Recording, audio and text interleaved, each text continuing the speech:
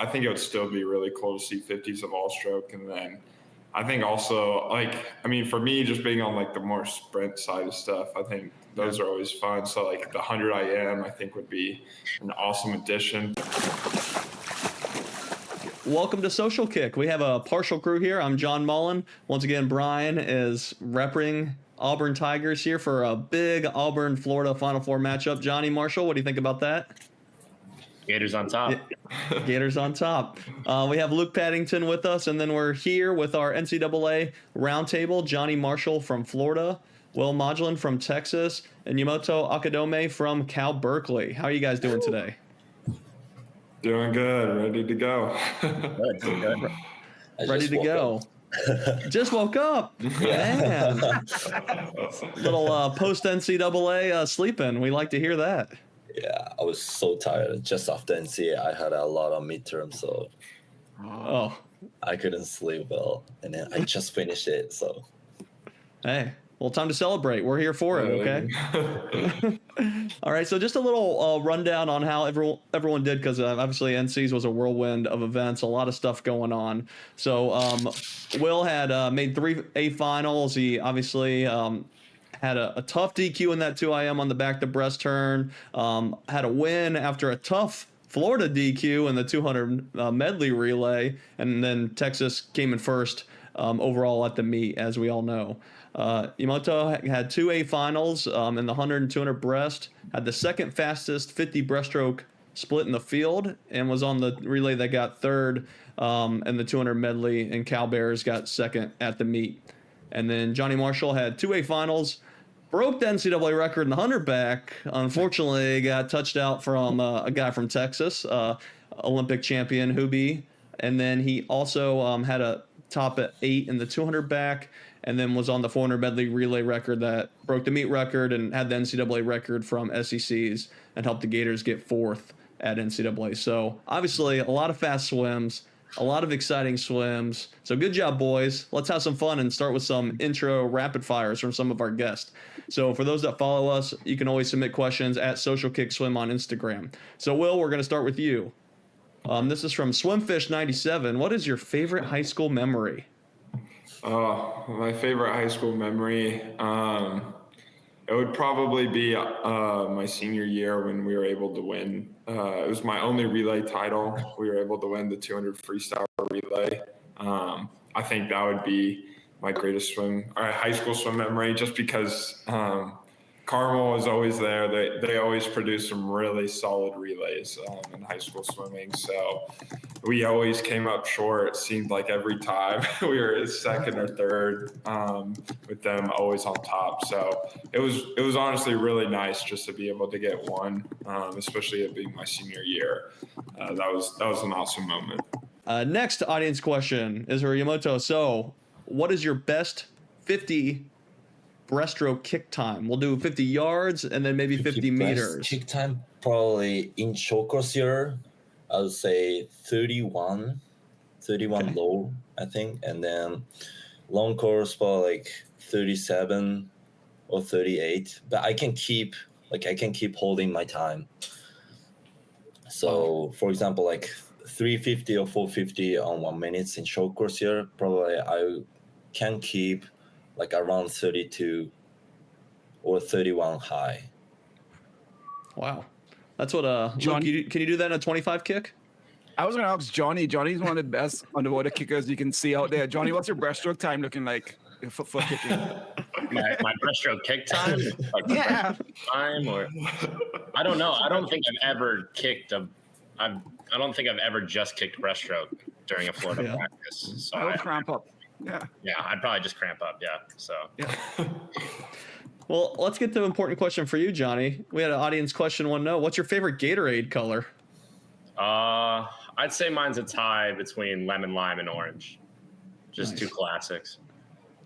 All right. So next we'll ask this one for everyone here. We'll start with you, Jonny. So this one's from 2 Rescue Sausages, and they want to know, how often do you call your mom? Not very often. That's my mom. So apparently not often enough. Usually we call on Wednesdays, but yeah, I probably should call her more. How about you, Will? I try to maybe sneak it in once a week, but I definitely sometimes I probably get a little too involved in my school and swim, and it just ends up being pushed. But same with Johnny. They would probably say more. More is better. Yep. All right, Yamoto. So your family in Japan, I believe, still. How often are you talking with them on the phone? Yeah, but I actually don't talk to my parents. Like it's the difference of culture.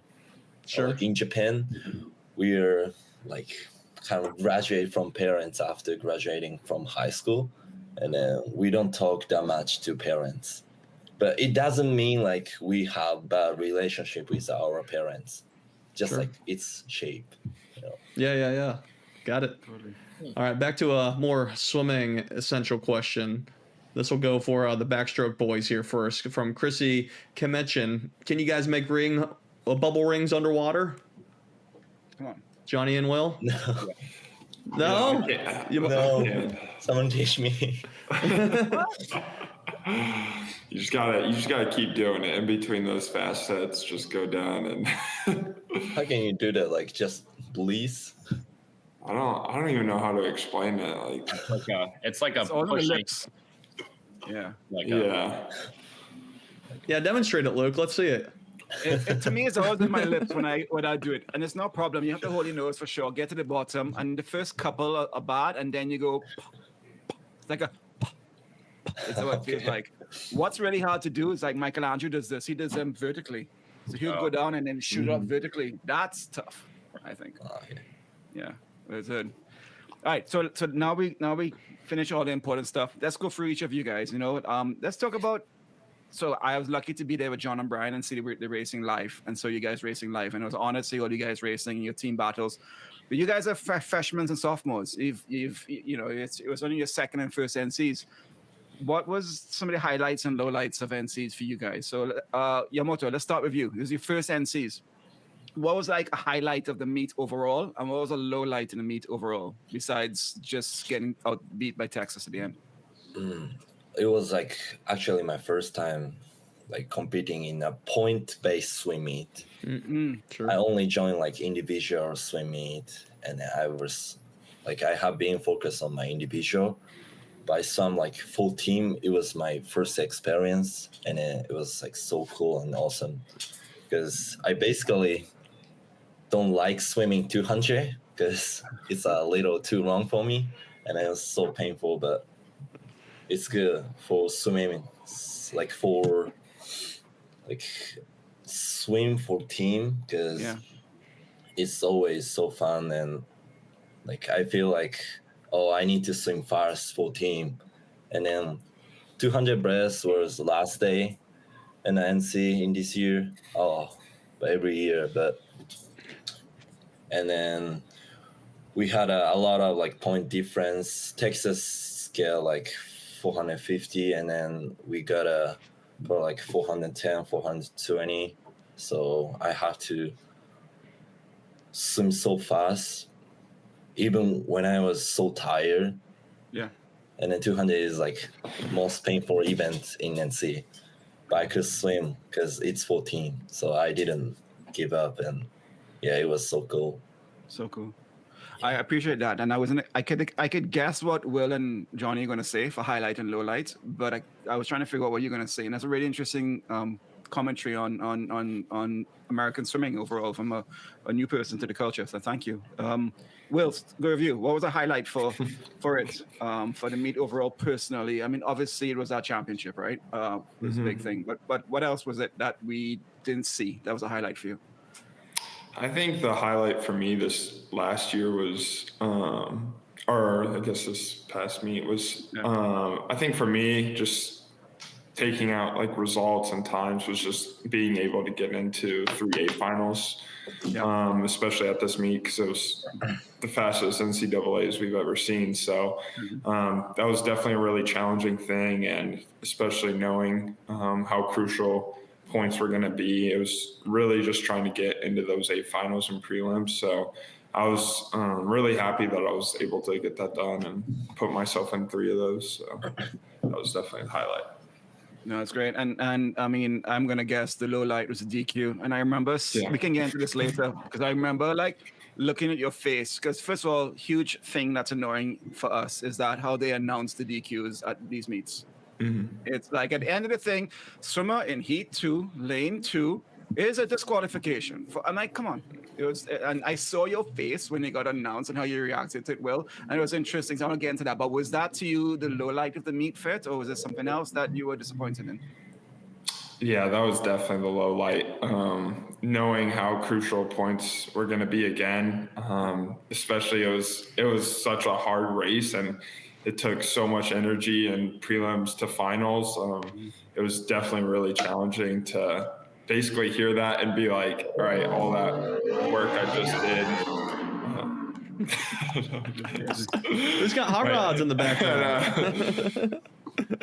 It was tough, yeah. Once that got announced, kind of seeing all of that work, basically of those prelims and final swim, kind of thrown out the window, and then same with the points. But I kind of knew somewhat it didn't feel right when I was swimming. I came in on my left arm. Usually I'm smoother on my right, so I'm not as comfortable as I am on my left. And Bob even told me I did one on my left during warm up, and he told me after the race, like, I saw you do it during warm up. I just thought you were doing a normal turn or something. So it was a little tough, but I just had to put that swim behind me because I still had the relay later that night. But it was interesting that Noe Ponte told us that he just doesn't do a turn when it's the other arm.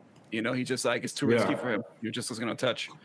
Exactly. We can get that, guys. But Jonny, man, your meet was ups and downs. It was crazy from day to day. Talking about what was the highlight of it, from your teammates, from yourself, from your performances, and then a low light. Yeah, I'd say personally, my highlight was probably like the morning swim of the 100 back, just because like I was pretty hyped up, and because like I don't think I went like that hard. Like it wasn't like that hard of a morning swim to go 3.8. I was like pretty pumped up, and I knew that Hubie and I were going to be record hunting at night. So I think I was like, that was pretty exciting, you know. And I mean, I loved that race. I mean, getting second wasn't like disappointing or anything, but I thought that was probably a highlight. I also thought Josh's 100 free at night was just like so awesome because he's just like so clutch, and like, I mean, Crooks goes the record in the morning and Josh is like, I don't care, like, and still won. I thought that was pretty sweet. And he won on like the last 25. It was like pretty sick. And then low light, I mean, we know it too much, but we just had to put that behind us, you know. So we were lucky we were glad to speak to Scotty's mom afterwards and get a perspective of that, and she said, Will, I believe you went and you spoke to them afterwards and you guys shared experiences of what happened. Did you and Scotty Buff had a exchange of moments about the DQs at the meet? Yeah, we did.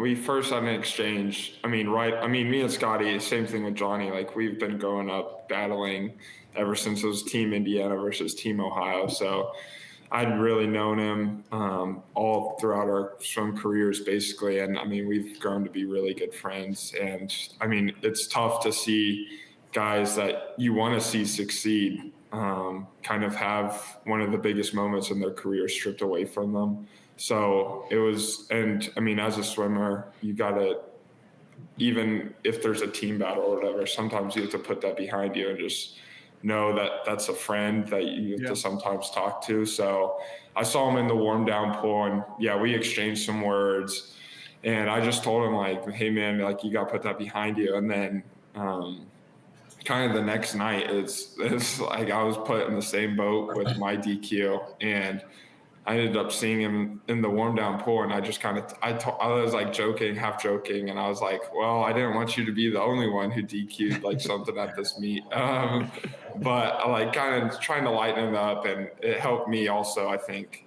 just kind of lightening up the mood. And I mean, I was just trying to be a good friend. And I mean, he helped me in the same way, being a good friend after my DQ. So it it was good. I want to get into that because we saw a lot of camaraderie in the swimming community during this meet with a lot of mutual applause and solidarity.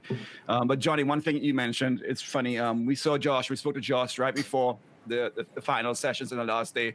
And we said, Josh, our money's on you. He had just lost the NCAA record, to Jordan in the morning. So our money's on you. And he goes, yeah, I'm feeling really good. I'm looking forward to long course, but watch out for that relay, he said. Watch out for the relay. You guys were pumped for that relay. I mean, yeah, the 3 winners. You guys are ready for it. Talk about that night. The 4 medley, I mean, yeah. I think it was kind of funny because you have to go back to SECs really to like talk about it. But I had just won the 100 back. Jay had won the 100 breast. Josh had won the 100 fly. And we were like, they have that diving break and we start getting ready. We all knew who we were like. We all knew we were going to be on it going into the meet. And like Painter was the decision. So he joined us and we're just like, wait, like we could go really fast. Like we didn't even think about it before SECs though, but we were like, we could go like really, really fast. And then basically like that next hour, just locking in.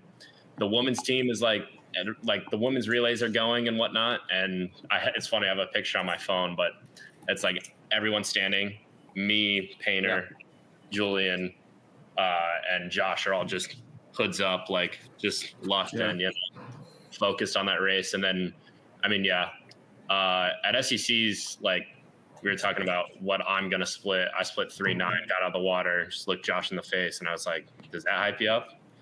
Some other words were said, but, but yeah, we were pretty stoked about that record. And then I think we were fairly confident, coming into NCs. And, I think it's hard to swim that an individual. And like, for me, it's the last individual and then go right back into it, it was definitely tough. And, I had to learn my lesson with that, like my first SECs, back in Auburn. Mm-hmm.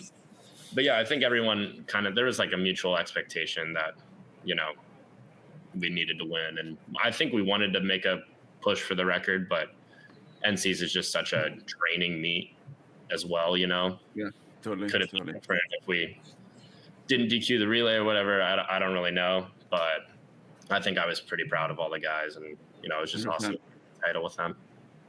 And swimming is not won on paper. You got to swim the race to win it. And you two boys, Yamoto and Will, you knew Florida was coming for that relay, and both of you guys were battling Jonny and the boys for that. Will, what do you think when you were there and you led off in a 44.3, and Yamoto, you had a fantastic split. What was your split? 50.4. I mean, yeah. Will, talk to me. How did you guys attack racing Florida, knowing who they had and what they had done at SECs, and what are you guys going to do? Yeah, I mean, obviously after SECs, we were kind of like, all right, well, Florida are definitely the big dogs in this relay.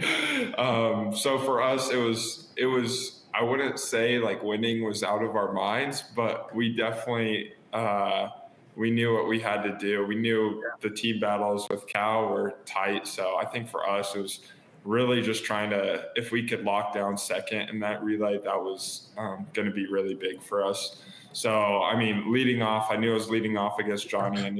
He just had an amazing 100 back earlier. So for me, I was just like, all right, if I can hang as close as I can to him and just give the other 3 boys a good enough chance to stay with them, or even just a good lead. I mean, that's all I was trying to do. And I thought that leadoff leg was, compared to my individual 100 back, and being the second 100 back of the session, it was really well done. So. Yeah, totally, dude. And Yamoto, man, you had the second fastest split in the field. You and Finn Brooks went 50.45. That was a crazy split for your freshman year. How did that feel to be as a freshman on that relay? Handing off to, who do you hand off to? Dari. Olympian. How was that? I like swimming like relay, and then especially with like the Cowboys. But yeah, I knew Florida was gonna be so hard, so fast, because like every single events, like they have a like NCAA champion or so close to champion, NCAA record holder. But I thought like the backstroke, we had Mevan and then men went some like 43 high or something, and then so like I saw like it was gonna be like a little close compared with me and Julian, because Julian's some like 48, and then I couldn't even imagine I swam like 48 by breaststroke, so I just try to put my like everything and pass to Dare, because Dare was so good, 43.5 or something, and then he could like compete with Josh or other flyer, and then but we didn't have a Jack in the freestyle. We had a Destin, and then the business we had to do is like winning beats Texas, and then we got a second, but it was so close. It was so close. No, definitely a legendary relay, and obviously the relays were a big point of conversation, like they are at every NCAA's, and like every NCAA's, there's tons of surprises at the meet. So, Jonny, we'll start with you. What was one surprise from the meet, or something that's gonna stand out to you from that meet? I thought the two breast was insane. Okay, 150.3 to make it back in the A. I mean, you know, good friend of mine, training partner of mine, Alexis Savikas, was like 150.7. Yeah. And he glided into his last wall. It's like at any other NCs, he would have been fine, you know. But, I mean, just shout out to all the breaststrokers. And, you know, that event was just absolutely insane. Definitely. How about you, Will? What was a big surprise from the meet? I would honestly piggyback off of that, and then like just all like the events in general, like how fast they got. I remember being in the 200 back ready room, and someone had left a sheet of paper in there with the events for the last day, and like put the 2024 and then the 2025, like what it took to get top 8 and what it took to top 16. And I mean, I was like, all right, what is this? And I just like looked at it, and I was like, oh my goodness, like the two breasts, like it took almost like what it took to a final just to make it back. And I was like, that is insane. Like I was just looking back, I was like, dang, like this is fast. And then, I mean, I had to lock in for the race, but it was, that was definitely the most surprising thing, I think. That's interesting. Yamoto, how about you? What was your biggest surprise? First NCAA's, new to yard swimming, new to team swimming, but what was the surprise for you? Oh my God, there are a lot of surprise things you didn't see. You're like, why is diving at this meet? That was a surprise. The most surprising thing probably like 100 breaths, because I saw the time for a final last year and it was like 51 low. So I thought like if I swim 50 point high in the morning, probably I can make it to a final easily. But I swam 50.6 in the morning, and then I was 4th in the same heat. So, oh my God, I'm gonna go like B final by 50.6, and then what? It was like, I was so surprised. Yeah, it's amazing how fast it gets. It always gets, right? I feel like every year we say the same thing, though, right? We look back and we're like, God, all right, last year to make top 8, it was this. Just chop a half a second off it almost every year. But I'm still surprised neither of you guys said that 800 free relay was the biggest surprise. I mean, that was like shocking to me. So we got Texas guy, Cal guy here. What was the commentary within the team or on the sidelines during that? Will, what were you guys thinking when you saw Lucas go off the block?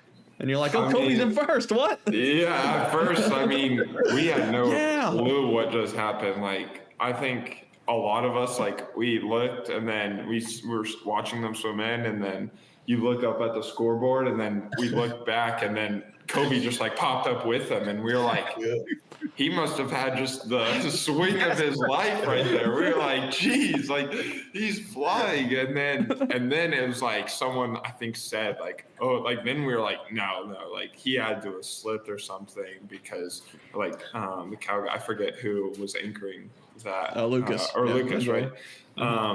And we were like, he had to have slipped on the start or something while we were going, because it was just insane. Like we were like, there's no way he made up that. We know Kobe, right? He's not making up that much. His start's good, but not that good.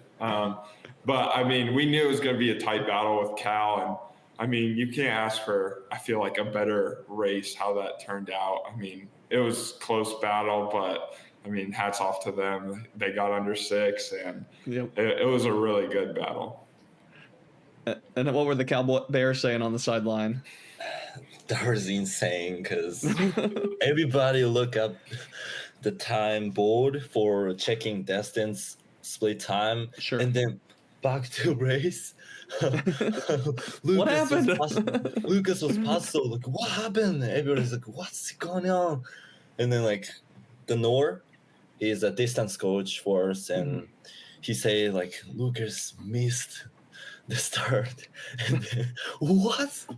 And then like we were just like screaming and then chilling him up because that was all we can do. So and then like the time was broken 6 minutes. That was insane. Yeah. And then also Texas is so fast, so that's like the craziest race I've ever seen. Well, we have an impartial judge here. Johnny, did he touch the bottom? Come on, you're. I can't ask these guys. Okay, I think here. From the one angle, it looked like he definitely did, but I saw the other one, and it kind of looks like he breaststroke kicks. So Yeah. I mean, that's between him and God, you know. So There you go. And I think we can all agree he didn't really get any propulsion off the ground, or even if he touched it, it was not helping him out one bit. All right, Luke, what do you got? He said he did a special kick, so Yeah, you need to help him on that one. Didn't look like he got much from it. So I wanted to find out. I can guess, but how did you guys feel as a team of how the team? Tell us something we don't know about how your team finished. Johnny, I'll start with you guys. You guys finished 4th. With, even if you had got those 40 points in the first day, you still come 4th. How did you all feel meeting your expectations? Are you hungrier? Are you guys obviously not satisfied, but what was the overall vibe when you got a 4th place overall as a team? No, I think it was still a good vibe to get 4th. I think that we're very optimistic about next year. Like we always are. And, I think the other thing is like, I don't need a national title to like be proud of my teammates. And, they don't have to win a national title for me to be proud of them. There's just, guys drop time. You're super stoked for them. Like, so I think a lot of guys did do really well. So I was proud of my teammates for that. And I think 4th, it's like, we're not posting it all over Instagram, but I mean, I was proud of the guys. No, you guys definitely performed beyond what I was expecting, because we never talked Florida when we were in the season. We Texas, Cal, Indiana, what are they going to do? But we weren't talking Florida, but we know never to count you guys out, and you definitely overperformed. Cal, we knew all your seniors and 5th years, and so they're all going, so there's a last hurrah for legends of our sport, so many of them. What was the vibe? Was it a sad, happy, sweet sorrow goodbye for a lot of you guys? You're freshmen. What was your vibe at Cal when you guys finished 2nd? We have been trying to be national champion for like 6 months since last summer, so we were just kind of like sad, of course, because we are trying to be best.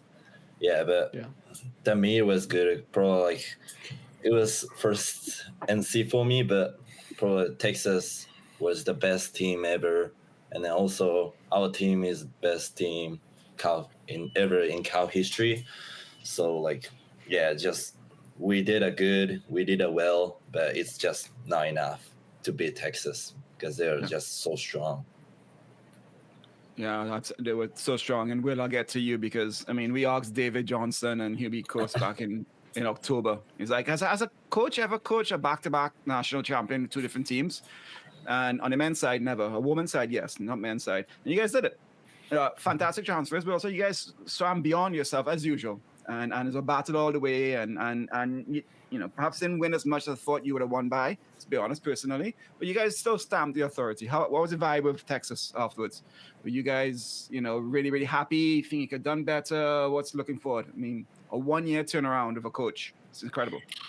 Yeah, I mean, obviously, there's different points in the meet where you could have done better, or there's things you could have changed. But I mean, we were still able to get it done in the grand scheme of things. And I mean, you'd be delusional if you complain about complaining the nitpicky stuff after winning a national championship. I mean, that was awesome. It was really nice to see all the work we put in this past season. I mean, it's been a totally different team dynamic this year with the guys we brought in, a new coach. It was a totally different team than it was last year. And I mean, I know for the SEC teams, there was a lot of roster cuts too this year. And I mean, our teams have gone through so much, I think, especially our sport. And I mean, it was more or less just trying to do it for not only those guys who were on the NC's roster, but those guys who all, I think, started the year with us. So, I mean, we couldn't have been happier to kind of get that done, not only for ourselves, but for them. So, congratulations, guys. It was great to see the three of you guys battle. And I'm already looking forward to next year. I'm sure you guys are as well. Coaches are for sure. Johnny, what's next year looking like at this point in terms of people coming in, people who've left? How's Florida shaping up already? Where you at?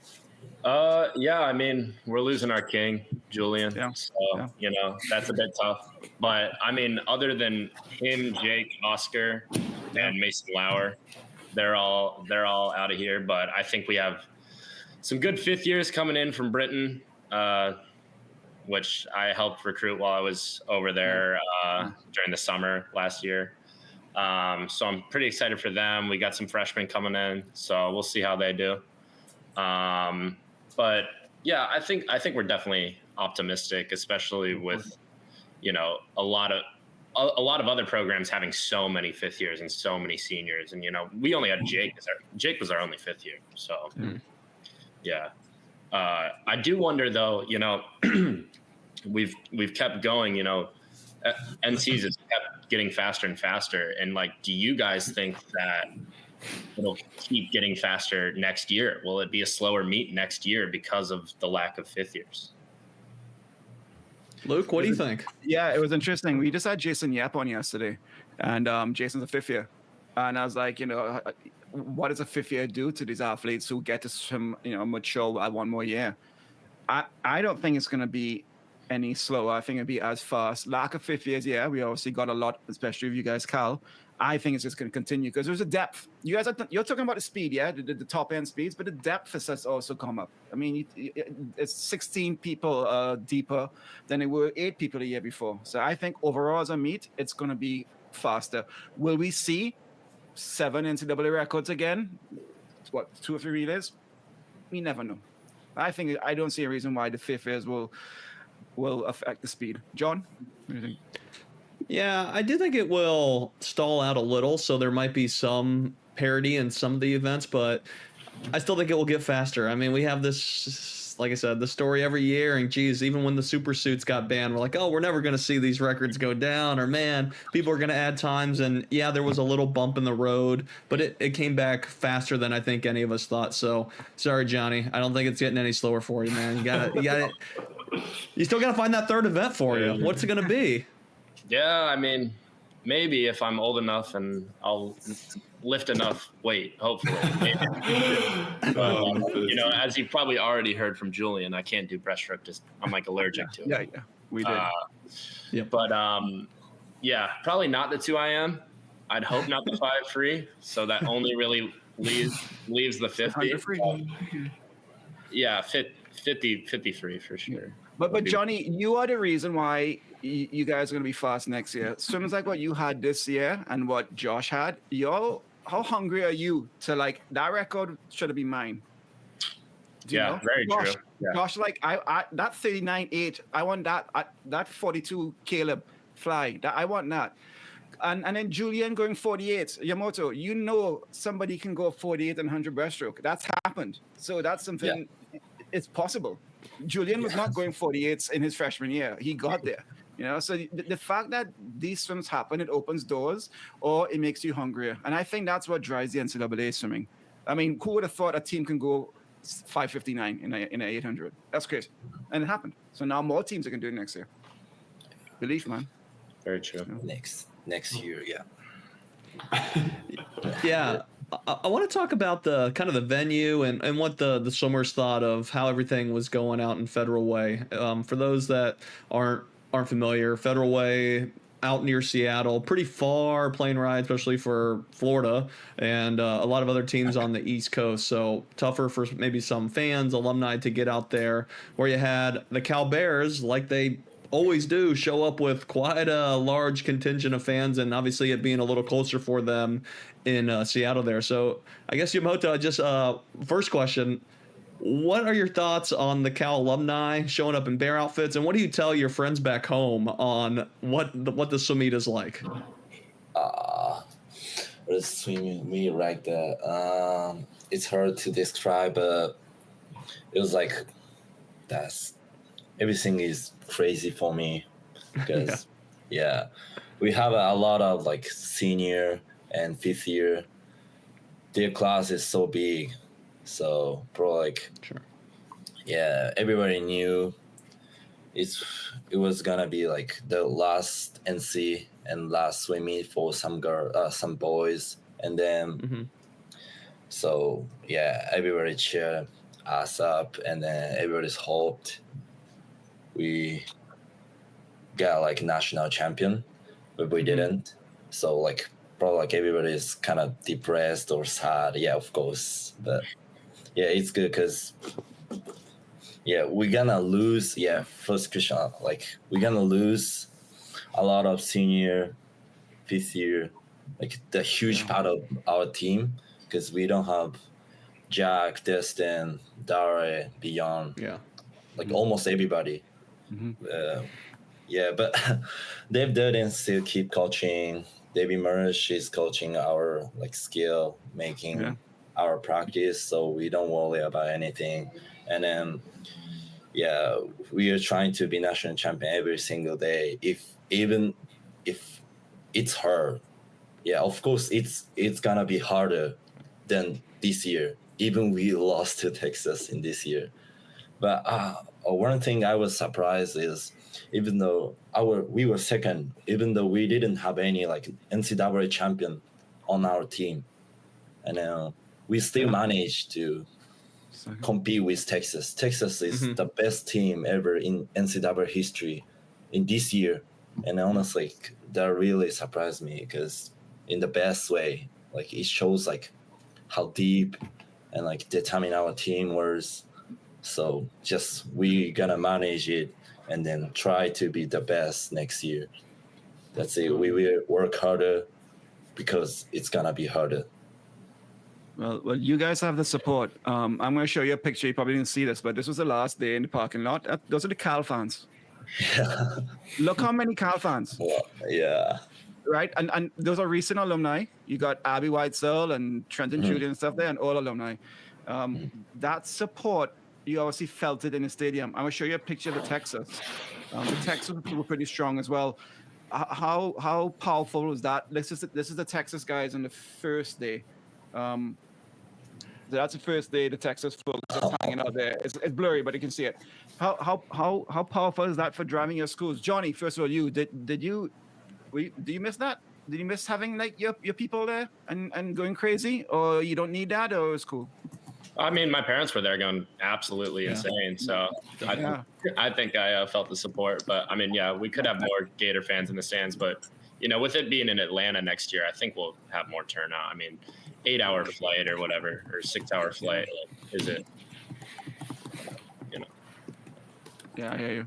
But, and Will, you guys, the Texas and the Cal fans were getting up and supporting you guys like crazy nonstop from the heat one, lane one, mile first heat summer, so right across the board.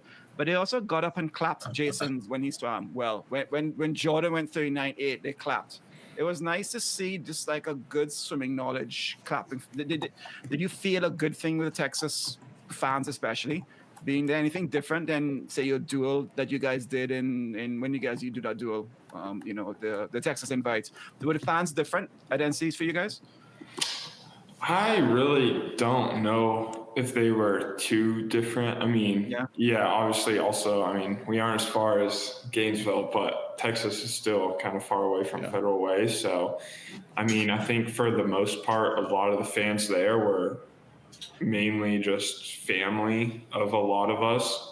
But thankfully, I mean, it was our family, but then it was like aunts, uncles, grandparents, siblings. So it definitely was a lot bigger than just having maybe two parents or a parent for each kid. So, I mean, it was really cool having all of them there. Like I had my parents and my brother there. So it was really nice to have them. And I mean, all of our parents are, I mean, if they're there, I mean, they know swimming. So I think, I think everyone in the building with a lot of those swims just had to, all you could do was just clap for him because, I mean, like Jason's two breasts, you'd love to see the guy who, I mean, I don't think anyone probably picked him going into the meet, or even just any of the NCAA records or those close races. Like there were so many fast swims at this meet. And I mean, I think everyone in the stands kind of just acknowledged that. And it was really cool to see it come together.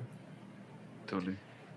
We've been talking a lot of, the highlights from the meet and the experience and great swims you guys had. But one thing you mentioned, Will, is, and we heard a lot from the parents we talked to tailgating is, there are issues with the NCAA at this time. And one of them are the roster cuts and things like that. So, Will, since you kind of touched on it briefly, I guess, how are the teams handling it, and how do you guys maintain culture while there are these tough times ahead and tough decisions for these teams?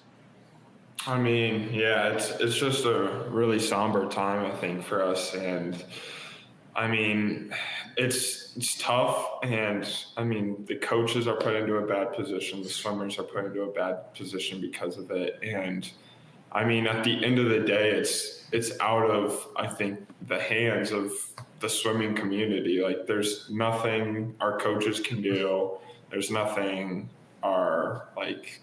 we can do really besides trying to generate publicity for it and advocate for ourselves. And I mean, at the end of the day, the swimming community is not as large as the football community, basketball community. So it's really hard to get that. And I mean, it's really just been trying to still be one team. It doesn't matter if you aren't on the team with us anymore or anything like that. If you started, as far as I'm concerned, if you started the year with us, you are a national champion as well, and you deserve every right to be on that team. So I think there's just a lot of, just extra love that's been going around on this team, and I know probably every team. And I mean, it's just trying to support those guys who are being put into a hard position, because it is a lot of younger guys too who can't compete maybe right out of high school. And it's hard seeing a lot of these guys who they thought they were coming to their dream school and now they have to shift their whole life around. So it's really just trying to still include them in those team activities and things like that, just making them feel like they still have a place, even if it doesn't feel like it right now. Yeah, like you said, it's a somber time for everyone. It's not just the swimmers, but the coaches, and I think that was a good way to put it. It's kind of, we're just following the rules, or it's a little out our hands. Just have to kind of work with what's being dealt, right? Mm-hmm. Another main topic, Johnny, you mentioned, you recruiting some of the GB swimmers and things like that, and the transfer portal, from Florida, Bella Slims entered the portal. That was recent big news on the women's side. So I guess how in touch with like the transfer portal or current swimmers, and what do you guys, I don't know, what's like the talk within the team about how the transfer portal is at Florida, at least? At Florida, I think we know that we have every day I go to the dining hall, for instance, and there's DJ Lagway's Lamborghini Urus parked in the first spot every day. And every day I go, he's good. And he makes a lot more money for the school than I do because everyone knows his name. But, a little bit would help of NIL money, and I think there's just certain restrictions and certain donors and what donors donate to what. I know Texas obviously has great donors on their swimming side, which is very fortunate, and But I think our coaches are still kind of like looking for that that NIL piece. And I mean, if you look at like ASU, right, like they're doing a good job with the guys posting the day in the life, because like not only is that like they can get paid for that because that's quid pro quo or whatever, but also like that's promoting the school internationally to guys who you need to get, because now, right, like do you take the risk on a 16-year-old if you only have 21 guys like me and Will have to work with? Like, can you take a chance on a guy like that? Like, we'll probably never see another Julian Smith in our sport, because I mean, he came in 55, and there is like the transfer portal for that and whatnot. And you have guys come out of like, Ruard Van Rennen came out of SIU and transferred, and then even Lamar on Tennessee. Yeah. But yeah, I think it is pretty upsetting with all the cuts and whatnot. And there's a lot of my friends that got cut, and I think really though, like that kind of just, we started implementing our cuts like before Christmas training, because our coaches were like, there's no reason that you should be doing a University of Florida Christmas training if you don't know if you're going to have a spot on the team, coming. Right, exactly. So they're just super transparent with those guys. And, it's really tough because, a lot of the time, those guys are your locker room guys. Those guys are what bring some of the culture. And, I think there is maybe more accountability or whatever it is between the top 20, but, the top 10 is really our glue guys for sure. So, I actually was having a conversation with Cam Avakita. He got cut. Shout out him. But, we were driving, I think we were going to Sonic, and I was like, the next day I was like, dude, tomorrow I have 5 ones off the block on 8 minutes. Like, it's going to suck. I'm going to puke all over the place. Maybe because I'm not a Sonic, but whatever.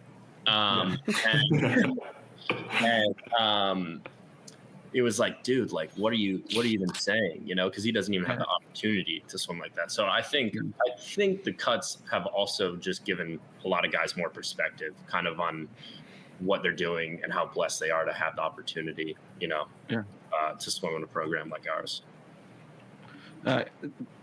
Well said, Johnny. Thank you. A lot of discussion too was about the role of foreign swimmers at NCAAs and NIL money and sharing. And first of all, NCAAs, how many champions who are non-Americans? And we got Hungary, Canada, Cayman. It was insane. It was great. It's great for the sport. Yamoto, I want to start with you. You had a really strong, powerful, insightful Instagram post of why you chose to come and swim in the NCAAs. You're the only Japanese swimmer that's in the NCAA system now. I can't think of many in the last 10, 15 years who've come here. Japan is notoriously, you stay in Japan, you go to Japanese university, you train and you compete in Japan. But you made an effort for many reasons for Japanese sport to come across here, and you stated it well done. Those who haven't read it, please, I encourage you to read your post.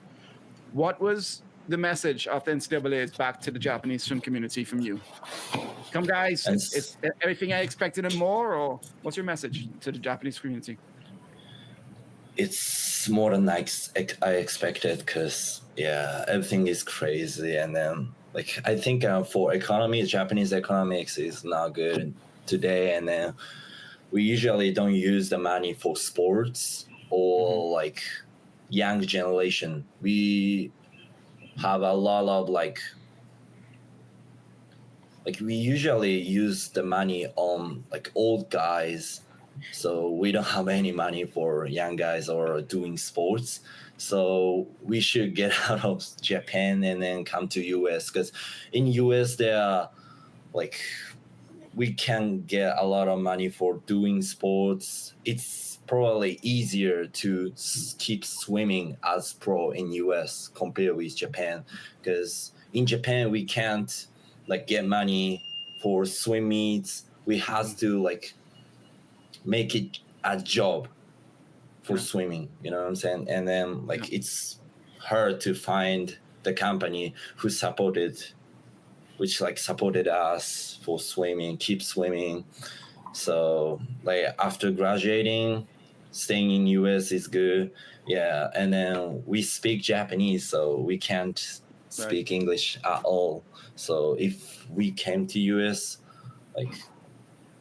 we could speak English like a little bit better than now. So yeah, it's one of the reason I came to US. Like I want to pave the way for Japanese coming to US college, and then like there are a lot of opportunity to get experience. It's not only swimming, like for language, culture. In Japan, there are only Japanese, so I was so surprised for everything in US. Because every culture in US there are a lot of like type of human, because like variable. You know what I mean, like there is so good diversity. So I think it's what we should know or we should learn, especially for Japanese. And then there are also a lot of like talented Japanese swimmer. I know it. So we just want to help. I just want to help them to get more like good opportunity, especially for swimming in NCAA D1. The experience is crazy. So yeah. We got the David Marsh to Japan pipeline coming. So you recruiting everyone to Cal from Japan? Cal, or I want them to go to like good college. It's not only Cal, because if it's Cal, like only like 5 guys, 4 guys, right?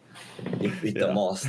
But if I can contact with like other college coach, they can choose the college, you know.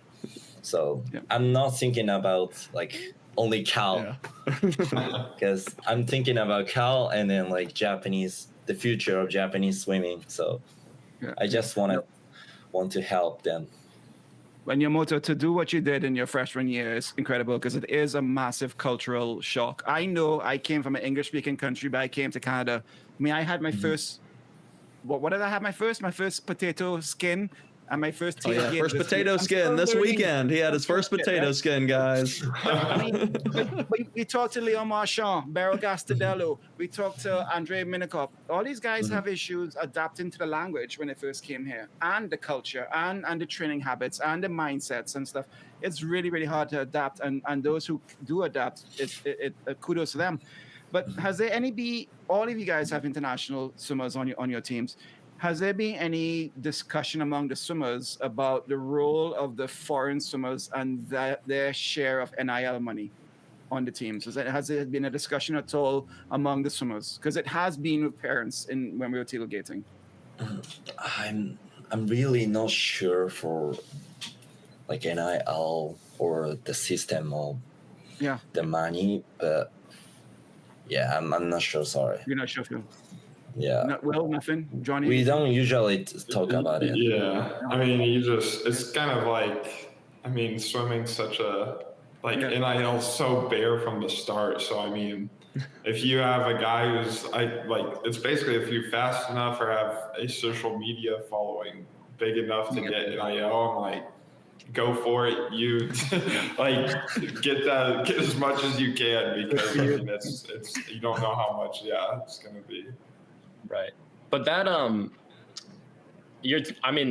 they're on a school visa, right? So they're not technically allowed to earn, right? Yeah. I think that should definitely be changed just for the future of the sport. I don't know. I think I see some stuff, in the Swim Slam comments and whatnot about, it's crazy that it's all half foreigners. It's like, because we want to be the best in the world. I mean, it's not going to be the best short course yards meet in the world if we don't have the best swimmers there. So I think I'm a big advocate for that. But it's also funny, like our women's basketball team, for example, a lot of them are foreign, and they'll just like go to the Bahamas and like post all their NIL stuff.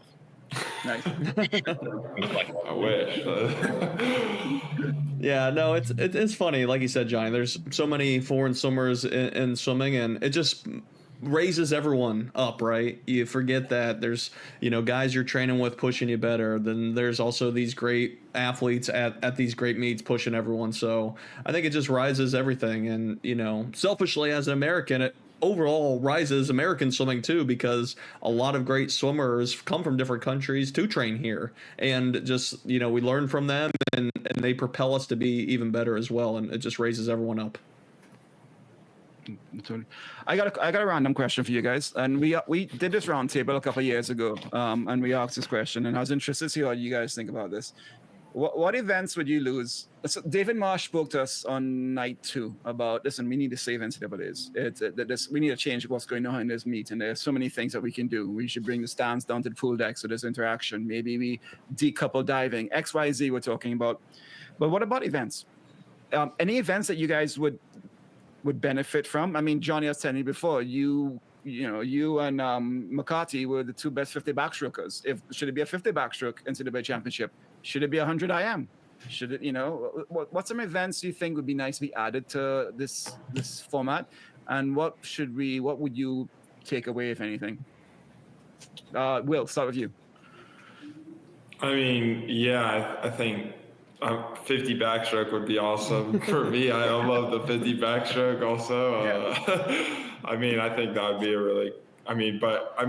we aren't like the other 50s. I mean, we're able to kind of judge ourselves on that relay. So, yeah. I mean, we kind of have that, but I think it would still be really cool to see 50s of all stroke. And then I think also, for me, just being on like the more sprint side of stuff, I think those are always fun. So like the 100 IM, I think would be an awesome addition. But I think but adding more events would probably need to add in another day. And I mean, there's so much stuff that would have to change or move around kind of event schedules. So I don't know, but I would love to hypothetically see those in. Johnny, would you like to add something, take something away? What would you change that's more important to you personally? What NCs? I mean, I think it's more of like a change of swimming, right? And I think swimming at the college level, I swam at the Olympics. That's like the biggest, grandest thing that could ever be, I think for a swimming career. And I think what's stopping the NCAA from, hosting their own Olympics, right? That would be, a couple of sports. And then, people can tune into swimming if they'd like on that certain night. It could be a week-long event, and they'd have track and they'd have gymnastics. And I think that would really be like something that would make all these, no profit making sports. I think that could potentially save them. I mean, to just kind of unite together as one and, do a big NCAA championship and win, NCAA championship gold medals, I think would be pretty cool. I like that. That's a very clever idea. Yamoto, I swam in Canada, and in Canada, our college championships was co-ed, and I enjoyed the co-ed championships. Is there something from Japan that you think could help NCAAs and make it better, or something you observed? It's difficult, but the Japanese college swimming is in long course meet, and but so they swim they have and then in Japan the school starts April, so Japanese college swimming the national is at September, August or September. It's in summer afterwards, so it's a little difficult for some swimmer who swam in world to swim first in national. So they don't really think about college national that much. It's not like NCAA, because in NCAA, a lot of swimmer, first swimmer. So for example, Jordan Klux is world record holder, but he's still focused on NC, right? Yeah. So it's completely different between Japan and NC. And also we have a world trial in April or March. So I missed it. I missed world trial, so I can't go to world in this year. I don't even have any chance to go or to try. And then it's a little hard for the Japanese swimmer who are going to NC, and then you have to ask Japanese Federation to change the date or something. Yeah, that's tough, man. You're pretty much pot committed to college swimming with that schedule. Yeah. And Johnny, I'm disappointed, man. My Ohio guy, I thought you were gonna say let's add 4x25 medley relay. What's Florida going in a 100 medley relay? Something quick. I mean, could we be? I mean, it could be out. I feel like I could be out 9 low, and then I mean Jay pretty good on the underwater, be like 10. Definitely sub I feel like sub 10. 30, 34, 35. Is that unfeasible? I feel like I don't know. I want to see it though. Josh I want to see the Cal, Texas, and Florida 100 medley relay. Yeah. That'd be We need to awesome. run that. We need to run that. I mean, you jump like Josh. I mean, he was out, what, 8, 9 to his feet? It's like Yeah. Those guys fly. ridiculous. Oh my god. And so you mentioned what's going on now, and Yamoto, I'm sorry to hear that, because I know David Marsh is somebody who is a complete proponent of representing your country, and giving you time to go and go to trials, and and this college and country equally based. So I'm sorry that didn't work out schedule wise. So are you what are you doing now, Yamoto? What's your plan for the next 6 months? And then I'm gonna come to Will and then Johnny. So what are you doing now, Yamoto? Are you just taking time off and then you can doing midterms and getting back into it? What's your plan? I already started lifting because I feel like I'm so small compared with other boy, because I couldn't imagine like how human can swim 49.5 or like 48 in relay. And then when I saw the Julian's body, oh, that makes sense. I have to lift more, because I never lifted in Japan. Like it's a little, like only a few times, and then the lifting is first experience. So I started lifting because we need to do consistently for lifting, like more than swimming. So I started, and then I'm just swimming at chill. But and then for summer season, I'm trying to go French trial. Oh, nice.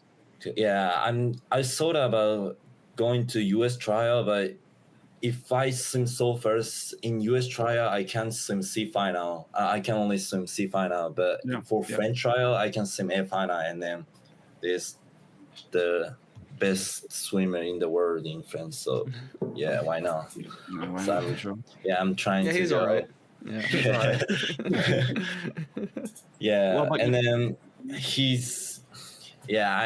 I don't think he's gonna have like full taper, full shave in French trial. So like I'm just trying to swim and compete with him in 200 breaths and 100 breaths. But I'm thinking about 100 breaths more than 200 breaths, especially for long course. That's awesome. We look forward to seeing that. How about you, Will? Are you back in it a little bit soon? Yeah, I mean, I got into it kind of the back end of this week. Yeah. And I mean, just kind of training, starting to probably build back up before I think trials mid-June. So it's kind of it right now for me. I think we're doing some of the guys I think are going to maybe the Pro Series in Fort Lauderdale. And then I think some of us are going to stay back and just do the meet the following week that's here. A little long course tune-up meet before then. So be interesting, really see what we go then. But other than that, I mean, depending how trials goes, that'll kind of dictate, I guess, the rest of the summer with WUGs and Worlds. So yeah. Well, good luck with that, dude. And then Johnny, you mentioned you're off the trials. Talk us through British trials. Is it like the Olympics where they have like your own crazy ass cuts as well on top of the world cuts? Yeah, we are on pretty crazy cuts. I think it's it's under the A cut. Usually, like I think last year they like tried to pull it. I mean, because it's a little bit more political when it comes to like the selection process for other nations, and they like set the 100 back standard like under the British record, which was kind of ridiculous to me. But there is some pretty ridiculous cuts, but I think Ollie Morgan's over there, and he's a great competitor. So I think if I race him, I'll be fine. But yeah, we've kind of just been training through, me and Alex Painter. Shout out him. We did 850s all out this morning with the suit on, so that was really fun. So yeah. How's that transition feeling? We also Luca go 152 last night, after his 136, and it's 5 days the transition to long course. How's that for you, Jonny, to the transition, especially for you who are so good at your underwaters and your turns? Yeah, I think it hurts really bad. Because I just think that like there's something about short course yard swimming where it's like you don't really have to think about your line because all you're doing is breaking out, and then you're swimming like max 4 strokes if you're me at will, like after your breakout, and then you're into the wall again. So I think kind of just like thinking about my core, thinking about my line. I think the catch and all that comes naturally, but I'd say definitely honing in on my core during long course just so I can like keep that stable all the way through the 50. Well, what were you holding on those 850s? What were they on? Let's see it. First 4 were on 2 minutes, and I was like, my fastest one was like 5.9, but that was they were from a dive, and it was long course, but sure. Yeah, my fastest one was like 5.9. I wasn't feeling too great. What was number 8? I held under. I held under. When did the Sonic come out? Let's really get the answers it didn't here. actually come out this morning, which is crazy because we weren't doing 2050s. That's my usual puke set. But yeah, first 4 on 2 minutes, and I was under 27 on all of those. I was like 5.9 to 6.5, and then it's 2 on 130, and then 2 on a minute, and you have to get out each time. Like if you're backstroke, you can start off one end and then you dive the other end. So like getting out is the hard part, and you have a suit on as well. So I mean, the lactic really, really builds. But yeah, it was a pretty tough set. Dang. Ooh, yeah, we'll leave that one to you. Enjoy. Yeah. All right, boys. We're gonna finish up with some rapid fire here and let you go. Okay. Yamoto, what's the hardest race in swimming? Hardest race, 200 breaths or 4 a.m. All right. Jonny? I'd say 2 back or 4 a.m. And is Will here, or is he gone for everyone? Yeah. I think that scared him. Yeah, no kidding. Yeah, he scared him off. All right, I guess Will couldn't handle the rapid fire question, so we'll just admit him, okay? All right. Would you rather have an Olympic gold or world record, Jonny? Olympic gold. Yamoto? World record. All right. Oh, nice. Yamoto, do you pee in the pool? Yeah. Japanese Jonny? swimmers do. Good. Yes. All right, Jonny, who's weirder, breaststrokers or distance swimmers? Breaststrokers. My dad's a breaststroker, so yeah. Yamoto, you agree? Yeah, I agree. He's like, yeah, totally. All right, Yamoto, we heard about Johnny's 850s here, but what's the hardest swimming set you've ever done? 2050 on the 1 minute. It was like I did when I had a test set. We had a test set on the Tuesday, every single Tuesday, and then it was so hard for me. Like best average 2050 on a minute. Yeah, that's. Yeah. So, all breaststroke? Were they from a push? Yeah, all I breaststroke. assume? All Yeah. breaststroke from push. Yeah. What were you holding on those? 27 low, I think. No, thank you. That's way too much breaststroke. Yeah. Well, us three can all agree that's way too much breaststroke. My legs like just broken, and I was like, oh. Yeah. All right, Jonny, how about you? Those 2050s as well? Yeah, my 2050s, I'd say, which is just like a longer version of the set I was explaining. So the first 10 are on 2 minutes, next 5 are on 130, last 5 are on a minute. We did that like every day last spring, or not every day, sorry, every week last spring, like every Thursday. And it would be like, we'd have practice 8 to 10 at night, like in preparation for the guys going to trials. Yeah. And it was just like, I threw up. We probably did 8 weeks in a row. I threw up every time. 8 weeks. But I was holding like, I think my best set, I was like down to like, or under 27 for the first 10 for sure. Jesus. Yeah. But it is from a dive and then a jump dive. So, Yeah. yeah. All right, Will, you're back to share with us There we your go. hardest swimming set. Oh man. All right. Yeah, sorry about that. My computer just died on me randomly. My hardest swim set.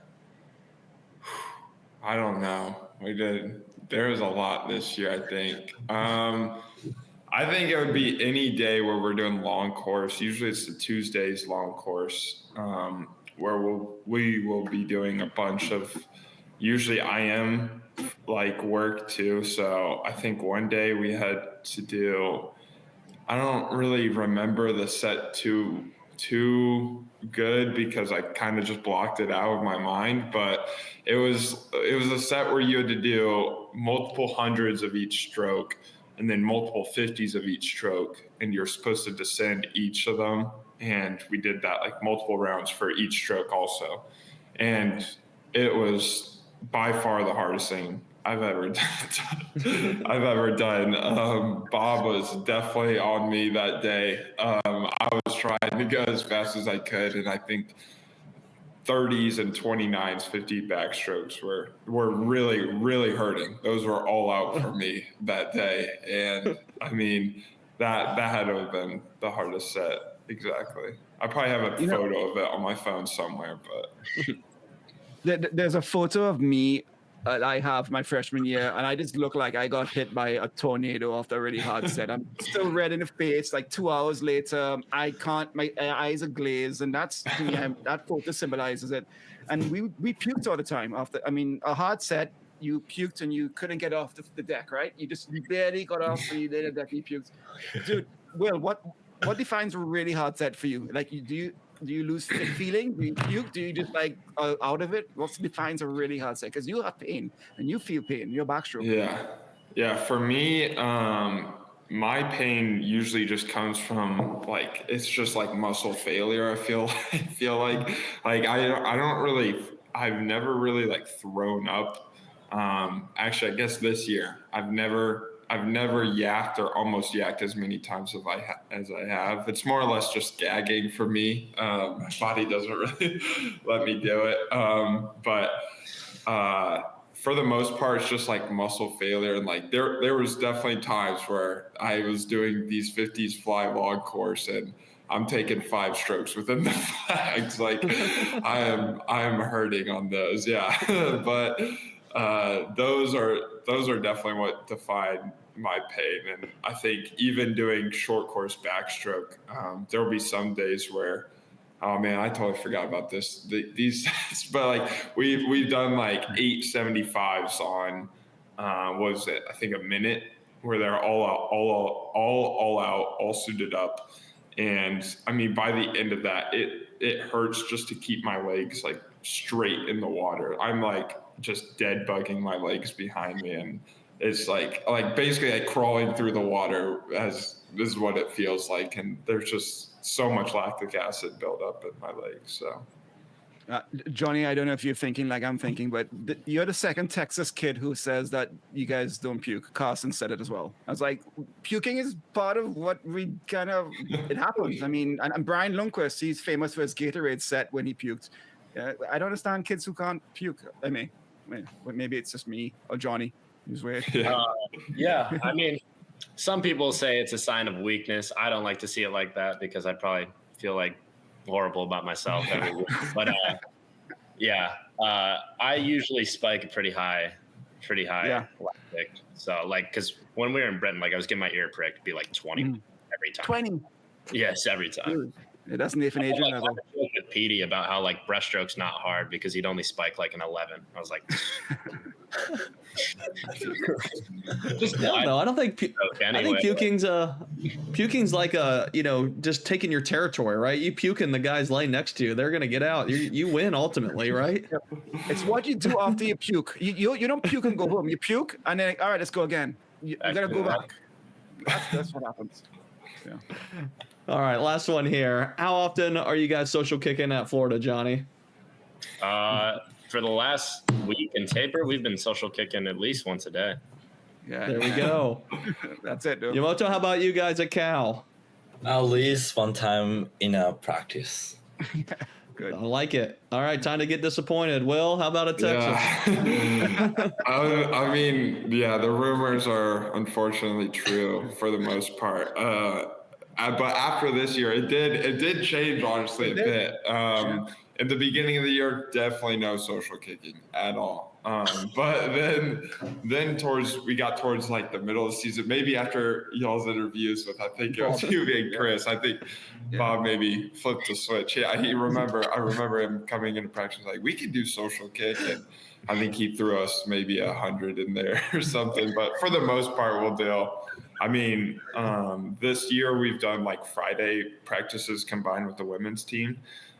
So we did a lot of, or Friday afternoon. So we actually had a lot of social kick. Usually on those days, they wanted us to kind of get to know each other a little bit better. I mean, we knew each other already, but it was just like kind of I think the women's team does it a lot. So we got some social kicking, usually about also once a week. So.